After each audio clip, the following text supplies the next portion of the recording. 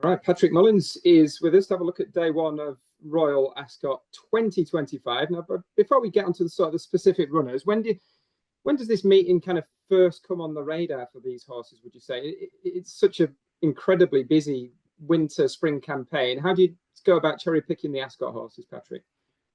Oh, well, look, the summer before you're buying your probably your juvenile hurdlers, or you're looking at the sales, the flat sales during the end of the season, or maybe some nice French horses that come up during the summer from the year before. You're thinking they could be dual purpose horses, so they're normally bought to go jumping.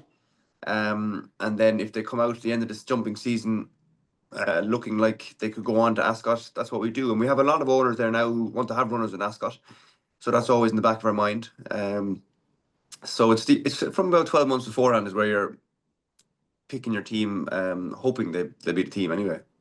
All right. Well, the project is coming to a head on Tuesday. The 5 o'clock, the Ascot Stakes. This is the race that you've won 4 times in the past, I believe, 3 with Ryan Moore up, and it must be really exciting to have a runner for the King and the Queen here in Reaching High. After a huge honor, very special. And a nice bit of symmetry. And I remember watching the Ascot Gold Cup when Simonon got narrowly beaten by Estimate, who of course is the dam of Reaching High. I was down in Airlie Beach in Australia. Myself and Emmett were traveling down the coast of Australia at the time. But so nice bit of symmetry. If Estimate's offspring could give us a win, he's got a slightly different profile than a lot of ours. Like I said, most of them have done a winter's training and a winter's running over hurdles. Reaching High hasn't that under his belt. He came to us a little bit later, and we very much went to Leopardstown on a fact-finding mission. So we're very pleased with how he ran. But it is a different profile than our other winners, I would say.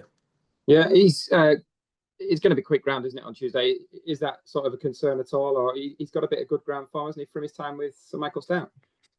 Yeah, look, from what we see, he should handle it. I don't think we're overly concerned about it. He is a big horse. He fits in with the jumping types. You wouldn't pick him out as a flat horse. He's drawn one, which I think 2 winners have been drawn one in recent years. I think definitely being drawn low is good, but you do need to break relatively quickly from one. So the break will be important. If he breaks well, it's a good draw. And if he doesn't, then obviously he's going to need a little bit of luck and running. But no better man than Ryan on his back to sort that out. Yeah, and obviously into new territory in terms of the trip. You just think he'll keep galloping, like you say, a big staying horse. Well, look, with his mother having won the Ascot Cup, you'd be hoping that. And it looked like in when Jodie rode him, Princess Jodie rode him in Leopardstown, he looked like he was staying on all the way to the line. So we don't think the trip will be any concern. But like I said, I do think a whole winter jump training under their belt is a huge advantage in those long distance races, and he doesn't have that. So that is the slight question mark. Okay, speaking of which, then Pony Ross, he's won the Triumph Hurdle. Sneaks in here under William Buick. Conversely, the dam was a 6 furlong juvenile, wasn't she? Do you think this horse will stay? Well, look, I mean, Triumph Hurdle winners are normally stayers. It's ran on the new course, and he looked very much a stayer rather than a speed horse in the Triumph. And now it's funny, I know it was his first run over hurdles, but he'd had, I think, 8 or 9 runs on the flat, whereas Lambert only had maybe 3 runs, was it? So he actually had far more race experience than Lulamba. And then obviously in Punchestown, which would be a quicker test, Lambert turned it around. So I think stamina won't be a concern. Look, he's not a flashy workhorse. He was obviously 8 or 9 on our list for the Triumph 11, and but I think he probably doesn't really like soft gallop.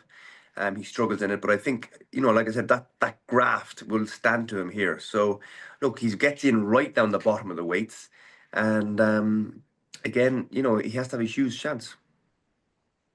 Tossing them up, you slightly with Reaching High? Yeah. Look, I mean, I probably prefer Poneros's profile, but he's a hard horse to judge. Like I said, he's not a fantastic workhorse. But look, we've Reaching High with his pedigree and with his prep run and his draw. He's probably the one you'd be going for. Okay, the other race to focus on then is the 610, the Copper Horse Stakes. We've only had 5 editions of this race. Willie's won the last 2. How do this year's pair compare with Bellocchio and Vauban? You've got Charles, and speaking of which, in terms of those horses sort of brought in last year to be dual purpose horses, he looks a prime example. Exactly. Would have a similar-ish profile to Vauban. Had a very, probably even a higher class flat form than Vauban in France. Again, he very much looks like a flat horse. Wouldn't really have been in love with our, heavy ground and heavy gallops, but works with an awful lot of speed.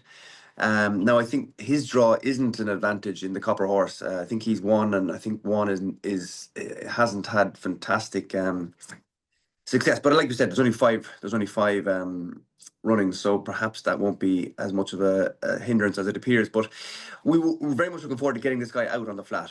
His work will be far better than his jump form, and if he can overcome the draw, he should run very well.